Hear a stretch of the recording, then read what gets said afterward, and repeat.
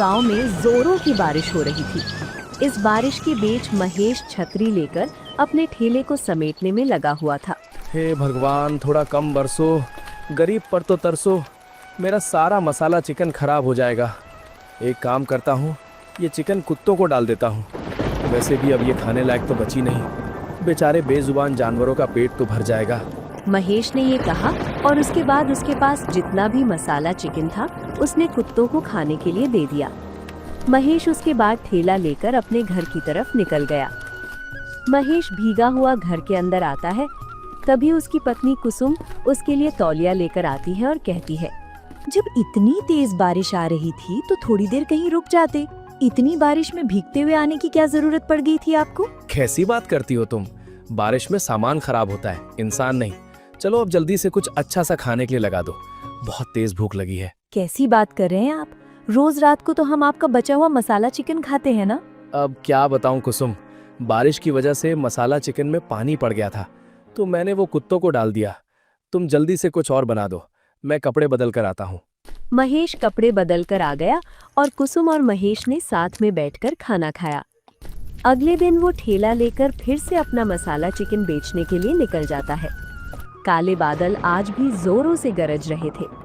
तभी एक औरत महेश के ठेले पर आती है और कहती है, अरे भैया, आपके मसाला चिकन की खुशबू तो बारिश में भी हमें आपके पास खींच कर ले आती है।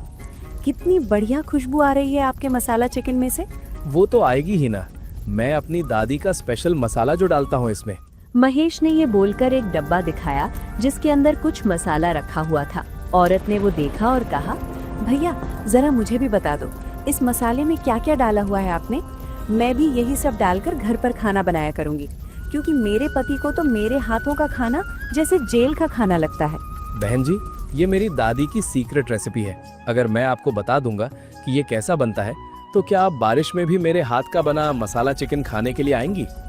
माफ करना बहन जी, लेकिन ये मेरे खानदान का राज है, मैं आपको नहीं बता सकता। महेश ने ये बोला और उस औरत ने भी हंसकर बात को टाल दिया।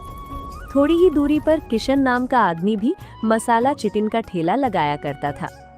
उसका मसाला चिकन बहुत कम बिका करता था, जिसके कारण वो महेश के ठेले पर भीड़ लगी देखकर उससे जला करता था। अच्छा, तो इस महेश का मसाला चिकन बारिश में भी इतना अच्छा इसलिए बिक रहा है क्योंकि ये अपनी दादी का रहस्यमयी मसाला डालता है।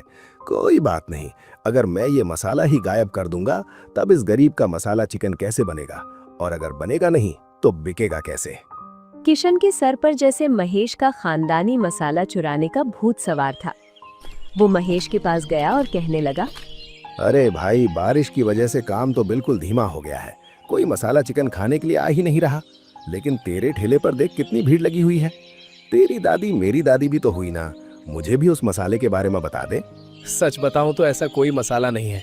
मैंने तो बस झूठ बोल रखा है सबसे कि मेरी दादी का सीक्रेट मसाला है मेरे पास, ताकि ग्राहक मेरी तरफ आकर्षित हो जाए। सब समझता हूँ मैं, तू मुझे बताना नहीं चाहता ना कि कौन सा सीक्रेट मसाला है तेरी दादी का।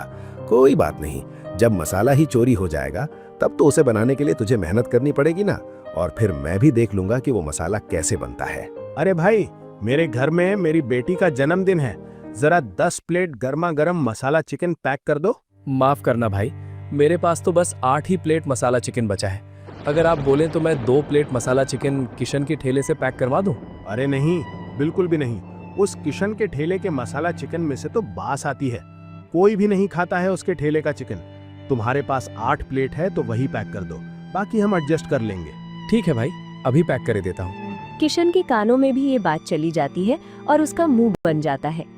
जिसके बाद जैसे ही महेश का ध्यान अपने ठेले से हटता है तो किशन उसके ठेले से वो मसाला चुरा लेता है और अपने ठेले पर आकर खुद से कहता है, अब आएगा ना मजा, अब मेरा मसाला चिकन भी बहुत अच्छा बिकेगा। आज रहने देता हूँ, कल जब मैं मसाला चिकन बनाऊंगा तब इस मसाले को उसमें डाल दूंगा, फिर सारे ग्राहक मेरे पास चले आएंगे। उस दिन तो किशन घर चला गया, लेकिन अगले दिन जब उसने मसाला चिकन बनाया तो उसमें वो मसाला डाल दिया। किशन ने इस बार मसाला चिकन बहुत प्यार से बनाया था। उसने चिकन को अच्छे से तेल में फ्राई किया और उसमें अच्छे किस्म के मसाले डाले और अच्छे से उसे पकने दिया। जैसे ही उसने महेश की बीवी का बनाया हुआ खड़ा मसाला डाला तो खुशबू और बढ़ गई। क्या बात है, जरा थोड़ा मसाला चिकन घर के लिए भी रख जाना। आज तो तुम्हारे मसाला चिकन से अलग ही महक आ रही है, वरना तो ऐसा लगता था जैसे जेल का खाना खा रहे हैं। अब तुम बिल्कुल भी फिक्र मत करो मेरी मीरा, अब से रोज मेरे मसाला चिकन में ऐसी ही खुशबू आया करेगी। किशन अब अपना मसाला चिकन का ठेला लेकर चला गया और सच में उसका मसाला चिकन बहुत अच्छा बिका। इस बार महेश के पास कम और किशन के पास ज्यादा ग्राहक आए, जिसकी वजह से किशन को ये वहम हो गया था कि ये सब उस रहस्यमयी मसाले की वजह से हो रहा है। क्या बात है किशन, आज तो तुम्हारे मसाला चिकन में से अलग ही खुशबू आ रही है और इसे खाकर तो अलग ही स्वाद आ रहा है। मजा ही आ गया आज तो। इतना बढ़िया मसाला चिकन तो मैंने कभी महेश के ठेले पर भी नहीं खाया है, जितना बढ़िया तुमने आज खिला दिया। अब से तो मैं तुम्हारे ठेले पर ही मसाला चिकन खाने के लिए आया करूंगा। उस महेश की दादी का स्पेशल मसाला है तो लाजवाब, लेकिन ऐसे काम नहीं चल पाएगा। अब मुझे महेश के घर जाकर वो सारा का सारा मसाला ही चुराना पड़ेगा, तब जाकर मेरा काम अच्छे से चल पाएगा। किशन ने ये सोचा और रात होते ही उसने महेश के घर में चुपके से घुसने की कोशिश की। महेश की पत्नी कुसुम उस समय जागकर मसाला कूट रही थी। उसने मसाला कूटकर एक बड़े से डब्बे में भरकर रख दिया। किशन ने खिड़की से ये देखा और कहा, बस अब किसी भी तरह मुझे डब्बा चुरा लेना है। उसके बाद कम से कम 3 महीने का जुगाड़ तो हो ही जाएगा। 3 महीने के बाद देखी जाएगी कि क्या करना है। कुसुम और महेश जहाँ चैन से सो रहे थे तो वहीं किशन उनके घर में घुस गया और डब्बा चुराकर भागने लगा।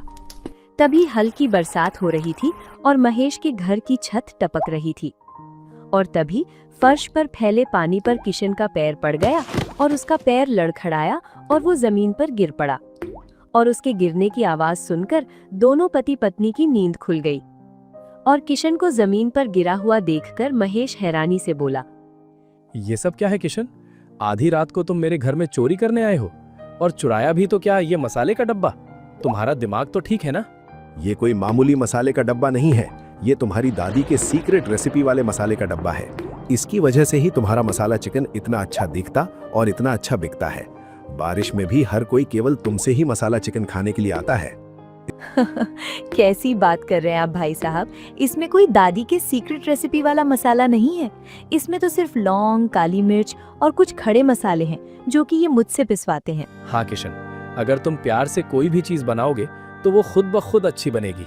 और मैं पहले समझ गया था, जब पिछली बार मेरे ठेले से वो मसाले का डब्बा गायब हुआ था वो तुमने चुराया है, लेकिन मैंने तुम्हें कुछ नहीं कहा।